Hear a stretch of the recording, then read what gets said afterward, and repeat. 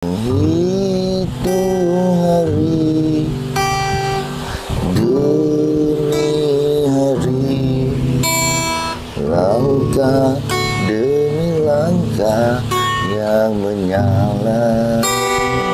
Dah. Sakit jari baik. Alright, bismillahirrahmanirrahim. Assalamualaikum warahmatullahi wabarakatuh. Repokan.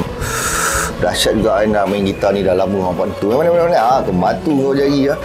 Kan, dah lama dah tak main gitar. Ini semua penangan SFM 2025. Gitar ni umur dia dah dengan aku dah dekat 24 tahun. Aku beli dulu dekat mana? Ipopret tahun 2001.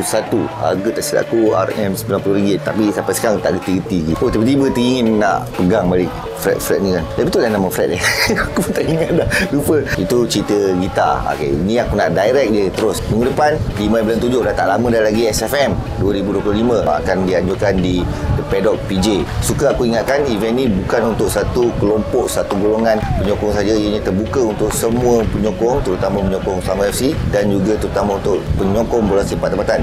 Kalau kau sokong liga luar pun nak rasai kehebatan ataupun suasana sokongan kepada bola sepak tempatan, datang juga. Tak kisah kat mana nak dapatkan tiket, korang boleh dapatkan di website Selangor Football and Music di sfm.ubertickets.asia. Nanti aku sertakan link sekali kat bawah ataupun kat description, ataupun korang boleh Google je kau type Selangor Football and Music, insyaAllah akan keluar. Ataupun korang boleh terus ke Instagram rasmi Selangor Football Music. Tetapi ini aku bagi special untuk korang yang tengok video ni, ada promo code, ada diskaun khas, insyaAllah. Macam mana nak dapatkan promo code tu? Korang kena DM aku dekat IG ataupun FB dan juga TikTok.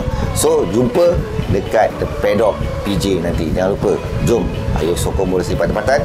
Kita sokong Selangor Football and Music 2025. Bukan saja hanya konsert, ada juga pameran seni. So, itu je. Kita jumpa nanti di The Paddock PJ. Ayo! Sakit. Bukan.